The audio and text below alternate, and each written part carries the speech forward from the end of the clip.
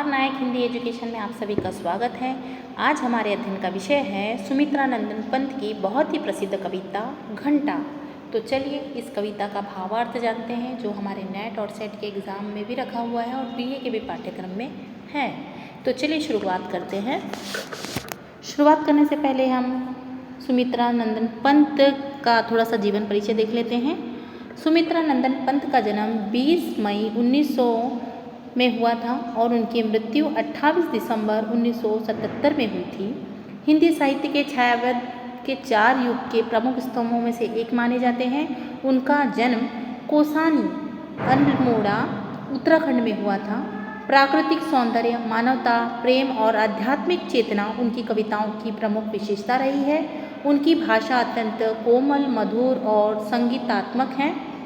उन्हें ज्ञानपीठ पुरस्कार, साहित्य अकादमी पुरस्कार तथा पद्म भूषण से सम्मानित किया गया है। इनकी प्रमुख कृतियाँ पल्लव, वीणा, ग्राम्य, युगांत, चितंबरा आदि हैं। यानी कहने का मतलब सुमित्रा नंदन पंत का जन्म कब हुआ था? 20 मई 1900 में हुआ था और ये हिंदी साहित्य के छायावाद के 4 स्तंभों में से एक माने जाते हैं और उनका जन्म कोसानी में हुआ था, कोसानी अल्मोड़ा उत्तराखंड में। और इनकी जितनी भी रचनाएं हैं वो प्राकृतिक प्रेम और मानवता और आध्यात्मिक चेतना से परिपूर्ण है और इन्हीं के कारण इसे प्रकृति के चचेरे भाई भी कहा जाता है। और इनकी जो प्रमुख कविताएं हैं वो पल्लव है, वीणा है, ग्राम्य है, युगांत है, चितंबरा, ऐसी प्रमुख इनकी काव्य कृतियाँ हैं। तो हम अध्ययन करने जा रहे हैं घंटा कविता, ठीक है।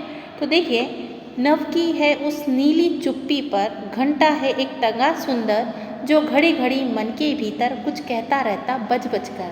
देखिए ये 4 पंक्तियों का क्या अर्थ है कि कवि कल्पना करता है कि शांत नीले आकाश में एक सुंदर घंटा टंगा हुआ है। उसकी मधुर ध्वनि बार बार मन को प्रेरित करती है और जीवन में जागरूक रहने का संदेश देती है। कहने का तात्पर्य ये है कि लेखक बोल रहे हैं कि शांत नीले आकाश में एक घंटा टंगा हुआ है जो घड़ी घड़ी रह के बजता है और उसकी मधुर ध्वनि जो होती है वो मन को क्या करती है? संतोष देती है और उसके जीवन को या सभी के जीवन को जागरूक रहने का संदेश देती है, ठीक है। दूसरी पंक्ति देखेंगे। परियों के बच्चे से प्रियतर, फैला कोमल ध्वनि के पर, कानों के भीतर उतर उतर घोंसला बनाते उसके स्वर। देखिए क्या कहते हैं कि घंटी की ध्वनियाँ परियों के बच्चों जैसी कोमल और मनमोहक है। यानी जो घंटे की ध्वनियाँ, यानी जो बेल है उसकी आवाज़ ऐसी लग रही है कि परियों के बच्चे जैसी छोटी, कोमल और मनमोहक होते हैं ना, उसके मधुर स्वर कानों में उतर उतर कर मन में अपना स्थायी स्थान बना लेते हैं और आनंद का अनुभव करवाते हैं। कहने का मतलब कि घंटे की ध्वनि ऐसा प्रतीत होती है कि वो छोटे बच्चों जैसी प्रतीत होती है कि जो मन में स्थायी रूप से जम जाती है और रह कर क्या करवाती है? शांति का अनुभव करवाती है। भरते हुए मन में मधुर रोर, जागो रे जागो कामचोर, डूबे प्रकाश में दिशा छोर, अब हुआ भोर। देखिए क्या बोल रहे हैं कि घंटे की आवाज़ मनुष्य को आलस छोड़ने के लिए पुकारती है। वह कहती है कि चारों दिशाओं में अब उजाला फैल चुका है, सुबह हो गई है, इसलिए उठकर अपने कार्यों में लग जाओ। यानी कह रहे हैं कि घंटे की आवाज़ अब बज चुकी है, यानी सुबेरा हो चुका है, अब तुम क्या करो? आलस छोड़ो और अपने काम में लग जाओ।